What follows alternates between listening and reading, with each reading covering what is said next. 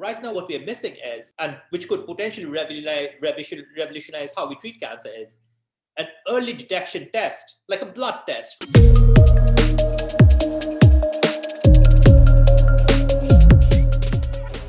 Hey everyone, this is John. Welcome to episode 11 of the Craft Podcast. I am joined today by Raj Bhadra, who is a senior principal scientist at Pfizer. Raj, you are the first guest we have who is not from, what we call the entertainment, media, and technology sector. But I just found you to be just like a really interesting person. And I think anything we talk about, whether it's your job or your art collection, is just going to be fascinating for our guests. I'm glad you feel that. Now you've raised the bar for me so much. So let's start off. The first question we have for every guest is, what is your craft? In short, I think the way I would characterize myself is I'm a drug hunter. So I'm the guy who will find the drug for cancer, especially in a setting where we use the body's immune system, right, our body's defense system, to fight off multiple cancer types. Are there other ways besides using your immune system to fight cancer? Sure. So actually, when you think about, how people have fought off cancer, right, for the past like 30, 40 years, right, apart from the last decade, the way we have used things to fight cancer is chemotherapeutics, which is you throw in this toxic agents which stop DNA replication, or they directly attack the tumor cells. In that way, you can actually slow down tumor growth. But problem of those approaches have been, when it comes to, they have worked very well when it comes to those blood-based cancers or hematological malignancies. But when it comes to solid tumors, right, they work very poorly. So essentially, they extend your lifespan, but eventually that person is going to succumb to cancer in almost all cases. What has revolutionized is this immune system-based therapy in the last 10 years. And with immune system-based therapies, at least in 10 to 20% cases, right, especially I think the big case study is melanoma, where even a stage 4 patient, right, who would have died 8 months from then on, they right now have become totally cancer-free. Just imagine, no cancer, it's not coming back. And the other beauty of the immune system is, right, as you can imagine, when you're talking about lung cancer, brain cancer, cervical cancer, all of these become cancerous, right, from your normal tissue cells, but all of them have something uniquely wrong with them. So their mechanisms why they have become cancerous in the first place could be very different, which means with chemotherapies, the traditional therapies, or tumor-targeted therapies, right, each of those therapies only works for a couple of cancer types, right? And there's always escape mutations, right? Just as an infectious disease, you have heard of, drug-resistant MRSA, right? Or things like that. It's the same thing.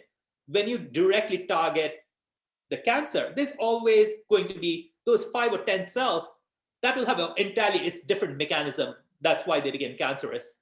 And you lop off with the chemotherapy 90% of your bad cells, the 10% that's left over, which is not targeted by that bad mechanism, will grow out. But the thing with the immune system is, they're fighting bad things all the time, whether it's, infections, COVID, your mutations, the things that cause cancer all the time. So what is happening right now is with immunotherapy, there's a chance, and this is just the beginning of the field, right? 10 years in pharmaceuticals times is like a young kid.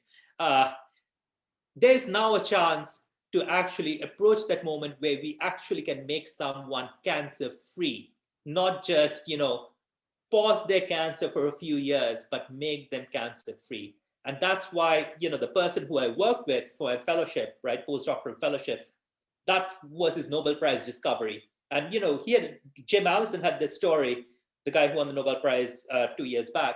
He used to talk about using body's immune system to fight off cancer 15 years, 20 years back. And guess what? People would laugh him out of the conference system, because to them, why would immune system recognize cancer? Because cancer is, coming from your own normal cells. It's not like a infection. But the fact that it's coming from your own normal cells, right, and then it has become abnormal, it means this normal cell to abnormal cell, there's some mutation going on, right? There's some protein that's getting chopped off. or getting too much expressed. And that's where the immune system comes into play, is it can recognize it spontaneously on its own, thinks as, hey, this is not my own cell. There's something wrong with it. And the immune system can go after it, right? And the immune system, even in your body, right, as we are speaking, is always fighting off mutations. So if you didn't have an immune system, you'd develop cancers like in half the time. Let me ask you a quick question, because I think you mentioned a couple of things that we need some education on. So I think as like a layman not working in cancer research or anything to do with science or medicine, what we keep seeing in movies or TV shows, going back to this whole like entertainment audience, is probably like what you call the solid cancer. So, but you also mentioned a blood-based cancer. Right. Can you?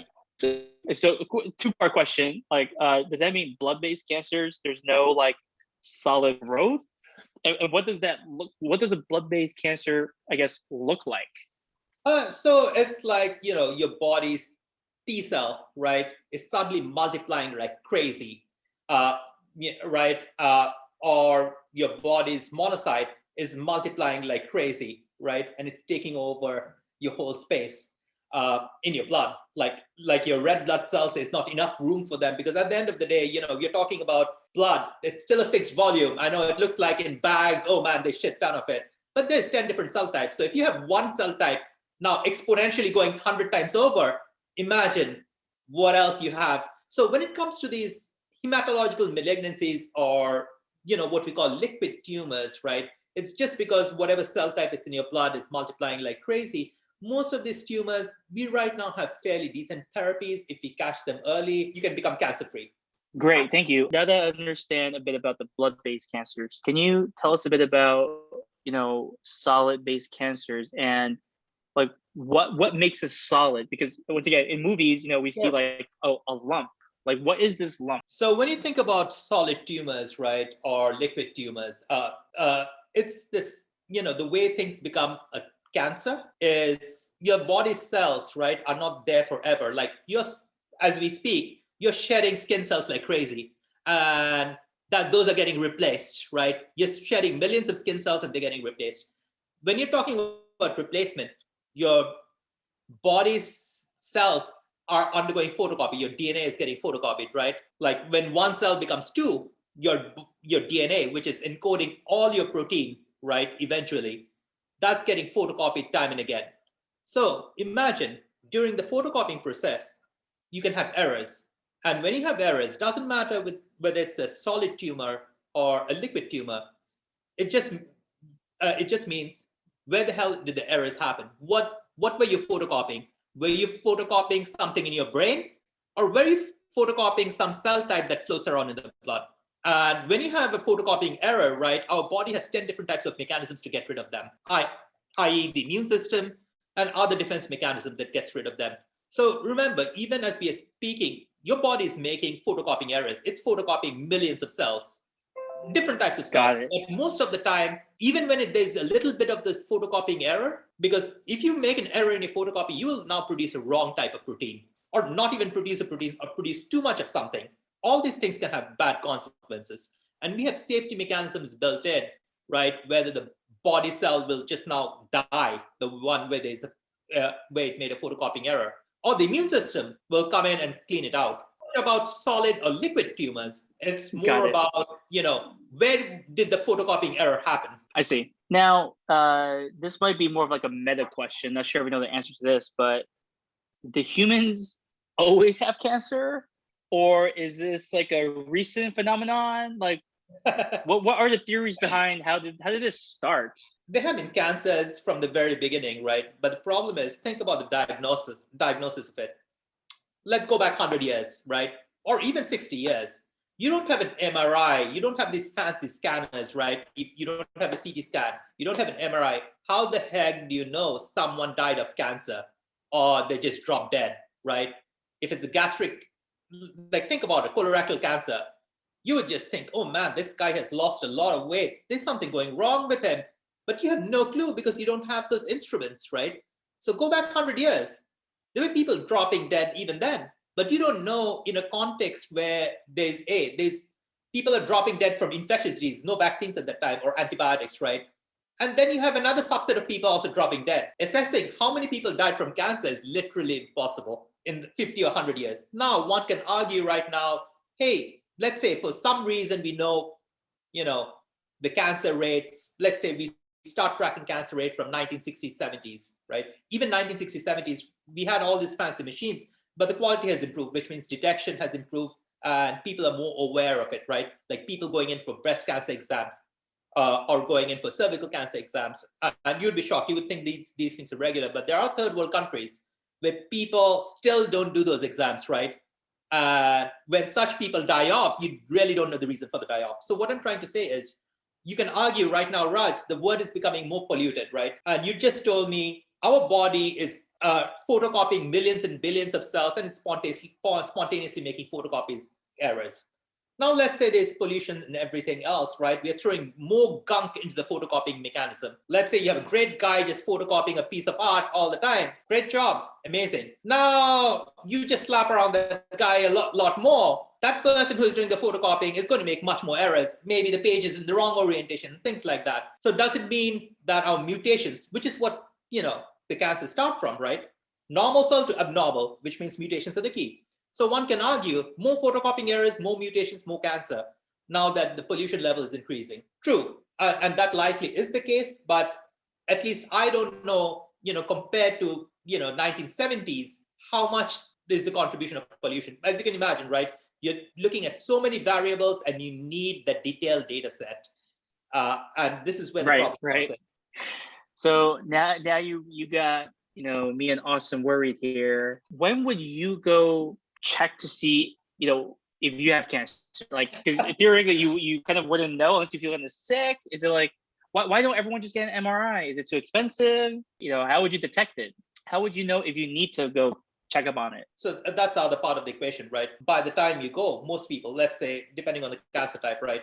Breast, prostate cancer, right? By the time you go, most probably you're going to the doctor because there is something wrong with you. Breast cancer, right? Easy, because let's say from the age of 30s, the person is checking their breast, they're detecting a lump, and then they're going in. But by the time they have detected the lump, that initial few cell mutations have now become fairly large, right? And that's why they can feel the lump. You see what I'm getting at? So the bad event, the start of the bad event may have happened 6 years, 7 years back. But by the time you can detect the lump, and that's why you're going to the doctor and spending the money on the MRI or CT scan or what have you, you have 6 or 7 years have already elapsed. So imagine right now what we're missing is, and which could potentially revolutionize how we treat cancer, is an early detection test, like a blood test, right? Where you can find out if if you have cancer. You go in on a yearly basis to your doctor, right? Like imagine you're doing a blood test for your annuals, right? You do your lipid profile, everything, not because you had a heart attack. Sure, you would do it if you had a heart attack, but you do it just because you can do it. And those are the risk factors, it's associated with cardiovascular. So right now, the problem is, like, by the time we go into a doctor, it's because you can detect the symptoms. And when you can detect the symptoms, and the reason you can detect it is the body's own defense mechanism have failed, and you can detect the symptoms, right? If it's colorectal cancer, if it's prostate cancer, you're detecting certain symptoms. Prostate cancer, there's something called PSA, prostate-specific prostate cancer antigen, that you can actually measure. And if you're 40 plus, you will continue measuring it. The problem is those things only work, let's say, for prostate cancer. For breast cancer, right, at least there's some sort of detection. Not that great, right, for either, but there's at least some sort of detection. You can detect the lump. Now, I would argue that by the time you detect the lump, it's too late, because initially when a cancer, the start to the cancer is one cell going wrong that has failed 5 or 10 different defense mechanisms to get rid of the wrong cell. So by the time you detect the lump, that one cell has become 10 million cells, 20 million cells, right, over a period of 4 or 5 years. That event is too late. But guess what? Breast and prostate are the easiest examples. Think about glioblastoma, brain cancer. There's no testing your lump. How the heck do you do that? Think about colorectal cancer. You're not testing the lump, right? You're losing weight like crazy. You're having digestion issues. Maybe you've started feeling a little stab of pain. With at least prostate cancer, you fit into a certain epidemiological profile. With breast cancer, you're checking. Cervical cancer, you hit a certain age. But even those things are inefficient. But when it comes to, if you go beyond those three cancers, even what I'm calling the inefficient detection mechanisms become like almost archaic and Stone Age. So by the time someone is detecting it, it's not that early stage. It almost becomes a very, very late stage event. So there are two ways to combat that issue, right? One, better therapies, but two, better detection mechanisms, something where we can reduce things to the first year when your cancer has formed, or first 6 months. Yeah. So here's a question. It sounds like this early detection blood test does not exist yet, or for like a generalized version for everything. Let's say, a lot of us like work really hard, right? What's the point of working so hard if you've got some problems? So can an individual just go either convince their doctor to get an MRI or just go pay to get one? Is that possible? Like, would you go get one? Did you go get one? Like, how does it work? Let's say, money was not a limit, right? You don't give a shit about insurance because most likely they won't pay for it. And you say, you know what? MRI means still a minor dose of radiation. Any radiation, of course, has risk of cancer, right? But it's a very minor dose, let's face it. Once a year, at your age, most likely won't do much, right? Like I'm talking about late 30s and things like that. Sure. But problem with MRI or CT scan is, remember, if you've looked at an MRI CT scan, and I'm not a doctor, it looks it doesn't have the super high resolution. So by the time you can detect something on MRI CT scan, it has become a golf ball or a tiny golf ball, right? And I would argue even reaching to the golf ball is a bit too late. And the person, the pathologist, or whoever is having a look at it, the radiologist who's having a look at it, right? They have to be freaking good, right? As you're going lower and lower on the golf ball size, right? And so that's where I would argue that, sure, a yearly MRI, would it help? Perhaps. And again, I would wait for the epidemiologist to make their argument, right? What is the yearly radiation dose versus what is the risk? I would argue it's minimal, but again, I'm not the expert on radiology. They can come up with it. But the main thing is going to be, by the time you even capture those events, right, it has to be big enough where it actually pops up. Imagine an MRI taking place all over your body. The radiologist spending hours and hours of their time. I mean, maybe it would be possible. Let's say someone with your background, right, with computer engineering and all that. Maybe I got your background all wrong. But if you had that background, maybe you could say, Raj, why spend all this time with a radiologist? How about writing a software, right? If this person is coming in for a, MRI every year, let's write a software and start detecting what's changing, right? Maybe an algorithm could be better than a human. And that actually could work. So Raj, so in the beginning, you mentioned that, your craft is being a drug hunter. Can you tell us, what does a drug hunter do? And, are there different stages to the drug hunting, or maybe a synonym is like drug development process? Sure. Let me walk you through. I mean, when you're thinking about drug development, right, the very first stage that you're thinking about, right, especially if you're talking about an immunological, any type of target, right, where you're thinking about, hey, how will I use the body's immune system to fight off cancer? So one of the first things that you're thinking about is, before I develop my drug, right, which could be an antibody, which could be a small molecule, or some of the other new types of things like mRNA, right, from the COVID-19 or whatever, you're thinking about which molecule, right? We have so many thousands of genes. Which molecule should I target, right? So one of the first questions that you're asking is, what are the breaks that the immune system are seeing in a cancer situation, right? Because immune system is so good at fighting off infectious disease most of the time. But what are the breaks that the cancer is applying on the immune system where they're losing their ability to fight? So first thing is you're identifying the brakes and the accelerators. And the good thing is, unlike a targeted cancer therapy, right, when I say targeted cancer therapy, I mean the conventional chemotherapies and things like that, where you're doing it for one or two cancers. The thing about the immune system is, across the different cancers, right, sure, they have different ways they have become cancerous, but all of them are putting the brakes on the immune system. So if you can identify, first thing you're asking yourself, what are the brakes on the immune system? Can I cut off those brakes?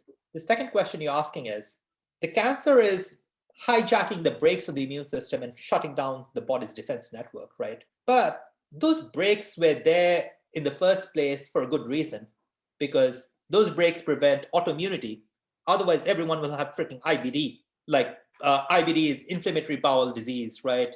Or rheumatoid arthritis or something like that, which are all immune system based, with immune system hyperactivation. So what you're asking yourself is, sure, I see now that the cancer is putting all these breaks in the immune system. But what happens, let's say, if I theoretically think about making a drug, if I cut off those breaks, what will happen to the immune system? Is it going to get hyperactivated and liquefy the whole person?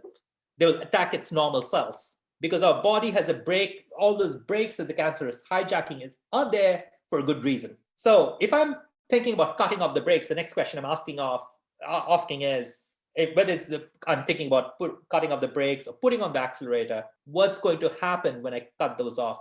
Is it going to just, result in like the whole person just dying because your body's immune system now thinks all those brakes have been cut off, so I'm going to attack just the healthy cells?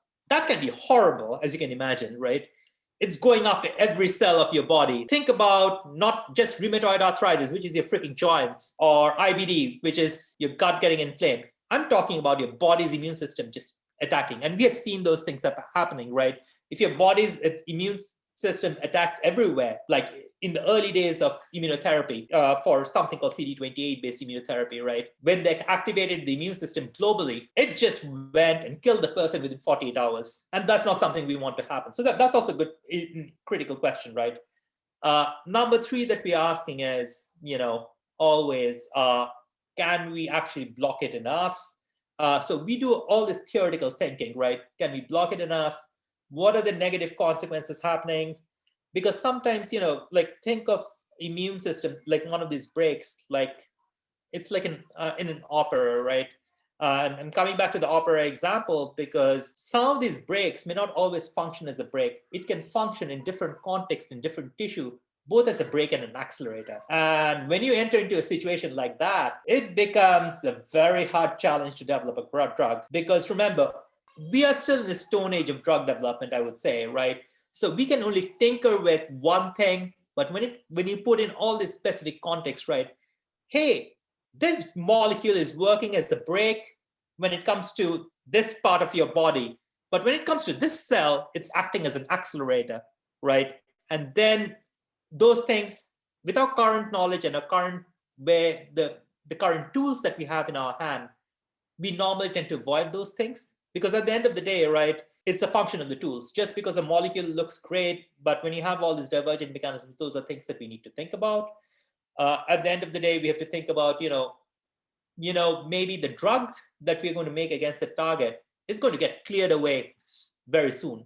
That's another property, because at the end of the day, your liver just metabolizes anything that you send across the way, right? Liver not only does all the good things, right?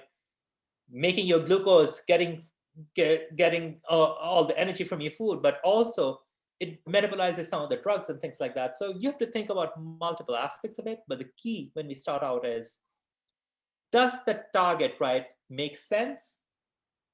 What is the biology behind it? And if we tinker around with it, what is the potential? And it's always the guesswork, right?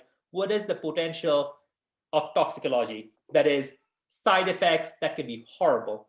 So you mentioned when you were talking about like the third step, which is like, can you actually block it enough? You were talking about how a lot of this was just like theoretical thinking. If it is just theoretical thinking, why is drug development so expensive? That's a very good question. So when you think about the cost of drug development, right? So the cost for you to get it, let's say starting out from your cell lines, like where you're growing things in a little petri dish, to taking it to mouse models, because initially you want to play around with tumors in mouse. Then you take around to monkeys, right? Because monkeys are very much like us in some ways. So you take it to monkeys, it crosses that level. Usually you can get that part done within $1.5–2 million. Doesn't sound too bad, right? But imagine, right, this is a path of 5 years. Think about the cost of scientists, a team of 10 or 15 scientists that you have to maintain over the cost of 5 years. So the raw material cost just for the product is $2 million, but now add the cost of paying the salaries of the scientists, at least a team of 10 or 15. That's the minimum for one target. And, it's not like 1 to 10 targets is going to change the cost that much, right? Because they can handle more. But essentially now add in the cost of the scientists. But even after you do all that, you're going to find, okay, let's say you're thinking about a drug development company, you can get the whole thing done on an average cost of drug, maybe within $5 to $6 million. But now comes the expensive part, clinical trial. You're not going to just shoot in the drug at what you think is the right dose because you don't know what is the right dose into people and kill them off. So now comes the arduous task of starting with phase 1, where you want to make sure, is my drug safe? Where you're gradually increasing the dose of the drug to what you think is the efficacious dose. Because as you're increasing the drug on a step-by-step manner, you're making sure you're not killing off healthy people, right? That's phase 1. Phase 1, you can get it done, again, depends on the indication, but between 20 to 100 people, you can get it done like a phase 1b/2a, where for cancer, one thing I would like to emphasize is you don't start off with healthy people. You can if you want to. But in cancer, what you do is you start off with patients who already have cancer and you're doing the dose escalation, right? That lasts a couple of years, 2 to 3 years. And you may go up in a phase 1b where you're gradually increasing the dose. You're looking at about anywhere between 30 to 80 patients. Remember, of the 30 to 80 patients, you have to measure how much of the drug is there in the patient. You're doing all the scans that you talked about, right? Then you also, apart from the scans, right, you're also looking at the early signs of the drug working, right? Because the thing about tumor shrinking, especially for immune system directed drugs, it takes a little bit of time because you're not directly killing the tumor cells, right? You're first jump starting the immune system, which takes a second effect. So you're doing other tests on these people, which for each person costs a crap ton of money when you add the entire package. You're done phase 1. Before we get to phase 1b, a question. So how do you get people in clinical trial? Are they volunteers? So they are volunteers. Actually, in my experience, in previous companies and others, they are actually very well informed about the field. Imagine, right? Let's say I find out that I have cancer. I go through my regular run-of-the-mill therapies. I have 2 years left. What the heck do I do? Even if I'm not a biologist, I'm looking up what the heck is the brand new and greatest thing happening out there. So they're actually very well versed. So even getting patients recruited becomes very hard. It becomes very challenging, right? Because remember, you're going to have, in phase 1b, most people don't have a placebo group, but you may have a placebo group as well, right? But what I'm trying to say is patients want to go for what they think has the highest chance of curing them. And many of the tests for cancer patients, right, like biopsies, like many companies will ask for biopsies. They may ask for fecal samples and things like that. And patients, when it comes to cancer patients, and rightly so, they're very well aware of the field. It's amazing. Doesn't matter whether you're talking to an engineer or anyone else. Like even when I was doing my PhD, we had someone calling us up directly, a cancer survivor who was going through a recurrence. Hey, I saw your paper on something, and we're talking about early stage work. That's like light years away from clinic or even drug development. Just asking a question on a very minute detail of an immune system.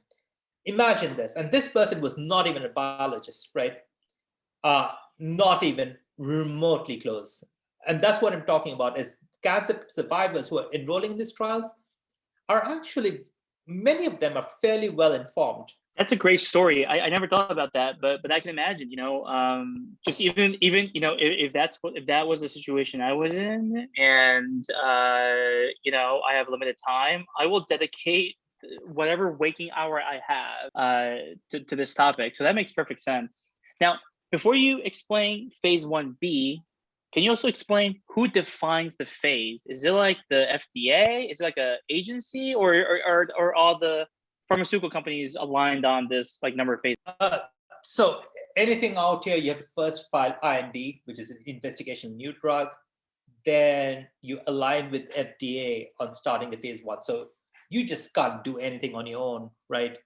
And that's what raises the cost. You're talking about now regulatory affairs people. who are going to deal with the FDA. The people who will bridge the scientists like me who are talking off the cuff to the people who have to put it in a structure, the FDA, on what will be the clinical trial design. And FDA will make sure that you're not taking too much risk based on the non-human data you've done so far. When I say non-human, maybe human cells in vitro, like in a plate, or mouse data, where you have injected your drug in a mouse, you have injected your drug in monkeys. So FDA will make a decision, hey, the doses that you're suggesting when you're starting out the trial, does it make sense? The claims that you're making that this drug does what it's supposed to do, does it make sense?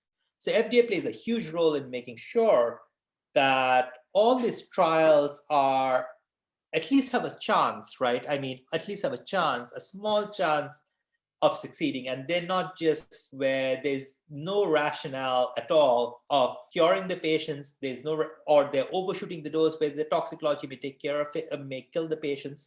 So it is a very much regulated process. But I'll be honest with you, John, I'm involved in taking the drug all the way right before the humans, right before it actually gets injected into humans. So once it starts going in, from when I have the drug formed, which I think will work in humans, then it's a different team, right? The clinical development team, regulatory affairs, and others that get involved in that process, right? So someone out there. Oh, wow. Yeah. No, now I can see why this process gets expensive, because everything you just talked about was for like just one portion of this process. So now I see why it's so expensive. Actually, now I want to change it to like another, like maybe like a business topic, which is, when you don't know about a topic, like I didn't know about this topic, it's easy to sometimes be informed by like a soundbite or the news, right? So prior to COVID, I think it was very, people just like to attack, big tech or pharmaceutical companies. And I'm sure they're just justified complaints, across any company, any situation. I totally understand that.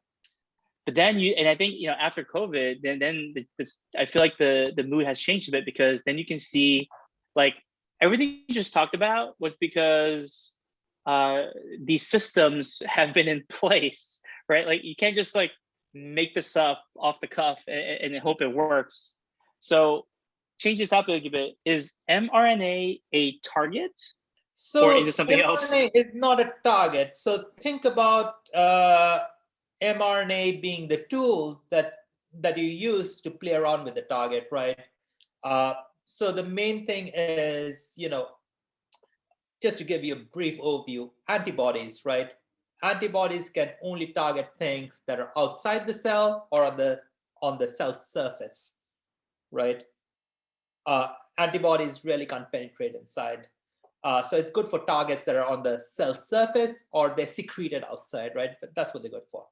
Small molecules, which is those chemistry-based drugs, right? To place it in very crude term, they can work for targets that are inside the cell. And as you can imagine, most of the targets and molecules that we're talking about are inside the cell. Problem is, small molecule drug biologics, you can actually make a drug within 3 years. When I say make a drug, is taking it to the stage before it enters inside an actual human within 3 to 5 years. But a small molecule, it can last from 7 to 15 years. We're talking about very, very complex things, right? Like antibodies at the end of the day can turn into protein shake in your liver. But small molecules, we're talking about chemicals that you're putting in. So the thresholds that you have to cross are actually quite different. We're talking about right exposure. Is my liver going to think of it as a toxin and digest it away? Or when it's digesting it, will it generate some other toxin? With an antibody, you don't have to worry that much about it. You still have to worry, but small molecules are much harder to develop. But with mRNA. So 1 second. So mRNA is an antibody? No. So okay, mRNA. Okay. So what is mRNA? Let's take a step back. So mRNA is essentially, your body has DNA, right? Your cell's DNA is eventually made into protein. But between protein and DNA, there's an intermediary called mRNA. So DNA, which is there sitting in your cell, gets converted into something called mRNA. mRNA then gets converted into protein. So all our cells have mRNA. The advantage of an mRNA-based drug is it reduces the drug development timeline into a very short few months. mRNA is almost looks like DNA in many respects, right? So what happens is, let's say with the COVID, right? You put that COVID protein into the mRNA, which is essentially those four nucleotides, right? The four nucleotides that make up DNA. mRNA is almost similar to that, those four building blocks. You put in the mRNA, it will get converted into the protein. So imagine COVID, right? You put in the COVID spike proteins into that mRNA sequence. It's very simple. Because when you make an antibody, you have to think about the engineering aspect of it. Oh shit, I have to make an antibody. Small molecules, you're working for 15 years. What is going to fit into that little groove to block that break? But mRNA, COVID protein, you just sequence the COVID protein, you know the exact sequence, take that sequence, and maybe some modifications here and there, but it's very minor. And you can immediately put it in. And, you don't have to believe my words. You saw what happened with BioNTech, right? How fast they could get it into the clinic. It can be extremely rapid. So it's a good technology to get a protein expressed really fast and really rapidly, which means just the way the development platform works is you could get things there in 6 months to 1 year, especially for vaccine type scenarios, right? Now, when it comes to cancer, right, because you're trying to get that mRNA into the right cell, because the mRNA has to be made into a protein, right? People are working on delivery mechanisms to the right immune cell. So that's where the challenge lies. But I think that's going to be solved very easily. But overall, the main promise of mRNA is the development timelines. Antibodies take 3 to 5 years to develop, small molecule, and only targets things that are outside the cell or on the cell surface. But as you can imagine, most of our proteins are inside the cell.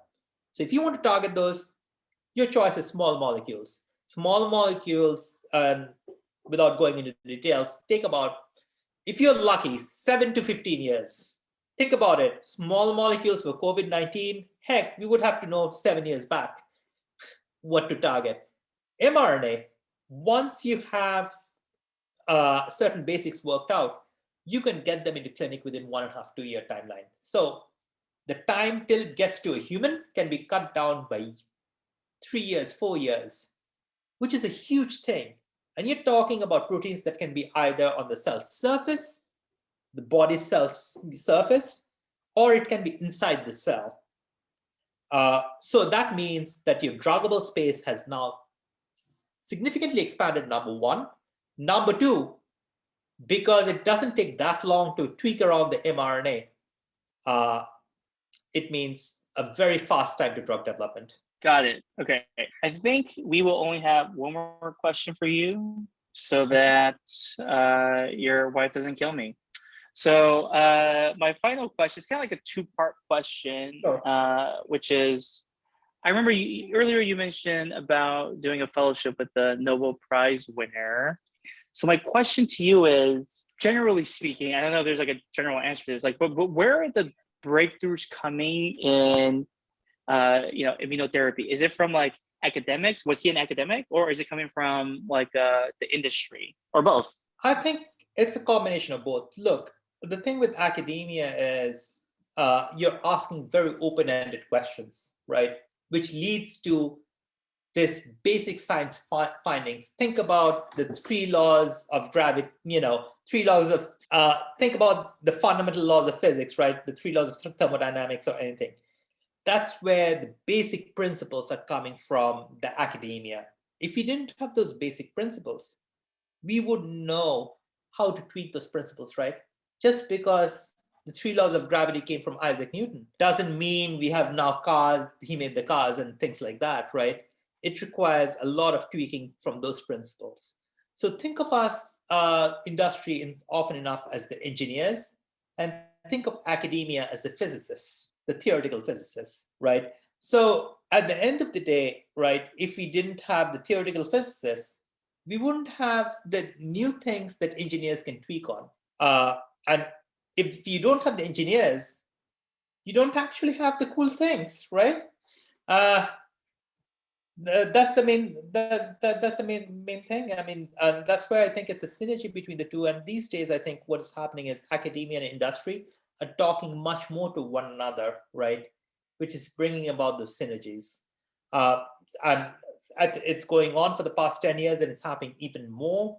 In fact, in our case, as well as in the previous companies I worked in, we work very closely with academics, to see what is the latest and greatest that they're thinking about that could become a drug 10 years, 15 years from now on, something that could become a drug 5 years from now on.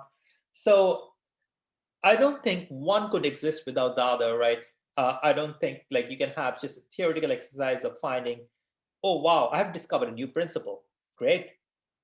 But what does the new principle do for our lives?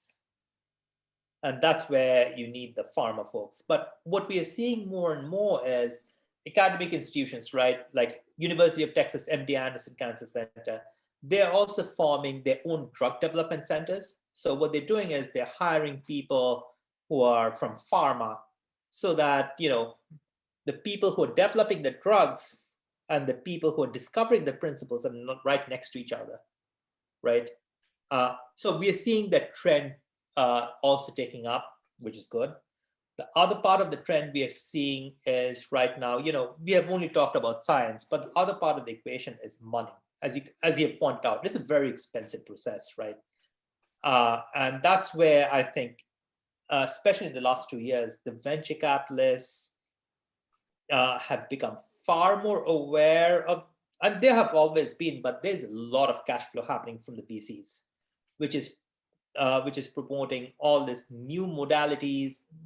When I say modalities, I mean new ways of tackling the same problem, but also identifying new problems coming up, right? So there's this two-front front battle from the biology side, and the main thing I see is in this field, like more collaboration between the academic people and the pharma folks. The business development, venture capitalists getting far more proactive, right? And that's actually great for us because at the end of the day, right, you can have great ideas, but to actualize those ideas, you really need money. And we're not just talking about hugely big pharmaceutical companies, but also these tiny biotechs, right, which are at the start of taking those new ideas, going in for these high-risk ventures, right, which can actually change our therapeutic landscape. And that's where I think the venture capitalists are also playing a huge role. The number of new biotech companies that are coming up in places like San Diego, in places like Cambridge, San Francisco has been amazing. Imagine if only 1% of those companies, those tiny little biotech companies, succeed in their promise. All those problems that we're talking about, a large part of them could be solved in our lifetime. Because remember, John, you and me, we're getting older and older, right? The more photocopying you do over time, more photocopying errors.